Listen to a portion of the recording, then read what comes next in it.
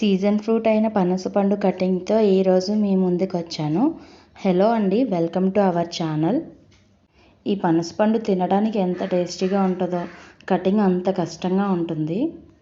పనసపండు కట్ చేయడానికి ముందు కత్తికి ఆయిల్ అప్లై చేయాలి. ఎందుకంటే పనసపండు నుంచి వచ్చే జిగురు అనేది కటింగ్ చేయనివ్వదు. అండ్ అది మన చేతులకు కూడా అంటుకుంటే వదలదు. చేతులకు కూడా ఆయిల్ ఫుల్గా అప్లై చేయండి.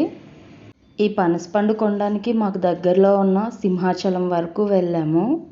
ఎందుకంటే సింహాచలంలో కొండపైనే పనసపళ్ళు అనేవి పండిస్తారు. సో అక్కడ ఫ్రెష్గా దొరుకుతాయి. ఎవరైనా దగ్గరలో ఉంటే తీసుకోండి.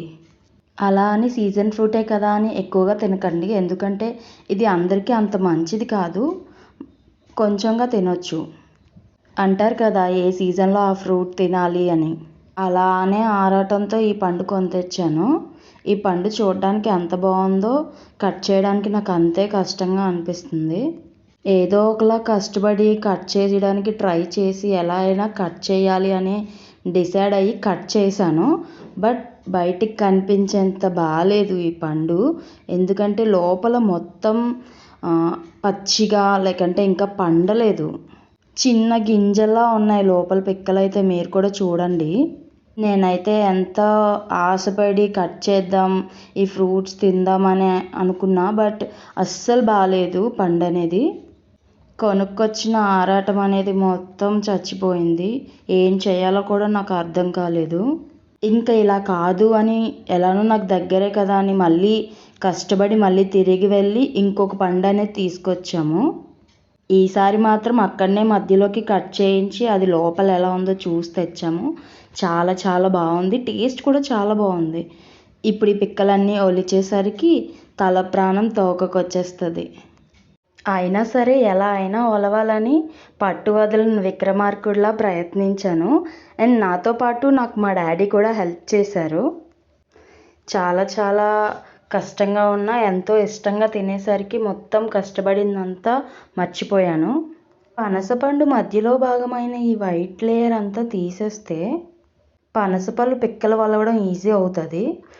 ఇంకా ఈ మధ్యలో లేయర్ అంతా తీసేసిన తర్వాత ఇలా కాదు అని చెప్పి బ్యాక్ సైడ్ నుంచి లేయర్స్గా కట్ చేసేసాను. సో అప్పుడు నాకు ఒలవటానికి ఈజీ అయిందనమాట.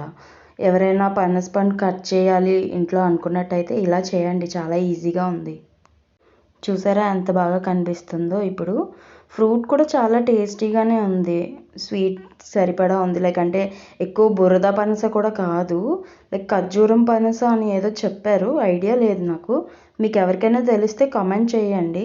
లేకంటే ఇది సీజన్ ఫ్రూట్ వల్ల నాకు దీని గురించి ఇన్ఫర్మేషన్ తెలియదు. ఆల్మోస్ట్ ఈ పండు మొత్తం ఒలిచేసిన తర్వాత ఇవి ఎన్ని వచ్చాయో కూడా మేము కౌంట్ చేసాం. లేకంటే పీసెస్ వైజ్గా ఎన్ని వచ్చాయి అని మొత్తం చెక్ చేసాము. మేము పెట్టిన డబ్బులకైతే వర్త్ అనిపించింది. ఎందుకంటే మేము కొన్న ప్రైస్కి అండ్ పీసెస్ వైజ్గా అంటే డజన్ లెక్కన కొంటే చాలా ఎక్కువ అవుతుంది. ఇప్పుడు వచ్చిన పీసెస్ అనేవి కట్ చేసే ఓపిక ఉంది అంటే డజన్ల వైజ్గా కొనుక్కునే కంటే ఒక పండు కొని తెచ్చి ఇంట్లో కట్ చేసుకుంటే చాలా మంచిది. అంటే తినే ఫీలింగ్ ఉంటుంది అండ్ ఎక్కువ క్వాంటిటీ అనేది కూడా వస్తుందన్నమాట. పనస పళ్ళతో పాటు పనస పిక్కలతో కూర వంట చేసుకోవచ్చు అండ్ ఉడకబెట్టి కూడా తినొచ్చు. ఈ వ్లాగ్ మీకు నచ్చినట్టయితే లైక్ చేసి సబ్స్క్రైబ్ చేయండి. Thank you for watching. See you in next vlog.